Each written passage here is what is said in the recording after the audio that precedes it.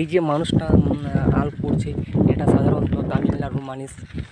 তো যেহেতু এটা তামিলনাড়ু আর বাঙালি মিলেই কেরালার যে কৃষি স্ট্রাকচার সেটাকে ধরে রাখা হয়েছে।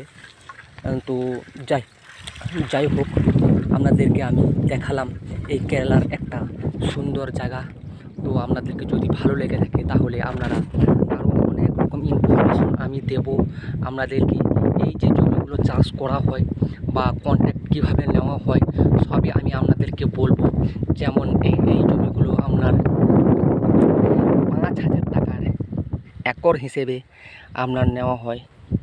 তো আপনি দেখতে পাবেন যে 5,000 টাকা যদি একর হয় তাহলে আপনার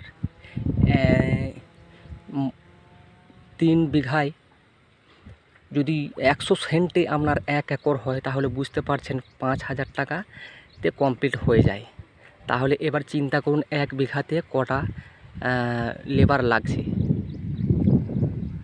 মোটামুটি আপনি মিনিমাম 2টা লেবারে 1 বিঘা জমি হয়ে যাচ্ছে। তাহলে এবারে চিন্তা করুন ধান কীভাবে আপনার কেমন পরিমাণের হয় বা কেমন হয় বা এর পুতনি কীরকম হয় ক্যাটাগরি। তো এগুলো ঠিক চাষ করা হয়। একটা কন্ট্রাক্টর কিন্তু একর হিসেবে এগুলো পয়সা নিয়ে এগুলো পরে উনি আবার অন্য লেবারদেরকে দিয়ে এই জমিগুলো ধান পোতার কাজ প্রক্রিয়া চালু হয়। আর এগুলো কিন্তু জমির মালিকরাই যদি নিজে ভাবেন যে এগুলোকে আমি লেবার করে বা মানুষদেরকে দিয়ে আমি রোয়ানো করবো শেষ, কিন্তু নিজের জমির নিজের মালিক হয়েও কিন্তু তিনি এই জমি পুঁততে পারবেন না। তার কারণ এই জমির কিন্তু একটা কমিটি হয়, কমিটি গঠন, পঞ্চায়েত ভিত্তিক একটা কমিটি গঠন হয়। সেই কমিটির হাতে তুলে দেওয়া হয় সেই কমিটি কিভাবে কি করবেন, কখন জল ভরবেন, কখন জল মারবেন, কখন কিভাবে পুঁতবেন, কোন জমিটা কখন কিভাবে পোতা যাবে, কাকে কিভাবে রেট দেওয়া হবে, সমস্ত কিন্তু একটা মিটিং করার পরে এইগুলো আপনার চাষাবাদ করা হয়।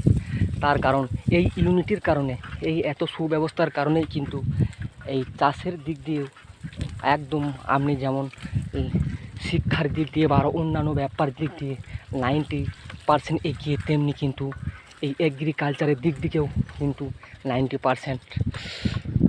তো চলুন আজকে এতটুকুই, পরে আবার অন্য কিছু ইনফরমেশন পেলে আপনাদেরকে দেখাবো। আপনারা এই চ্যানেলটা ফলো করে রাখবেন।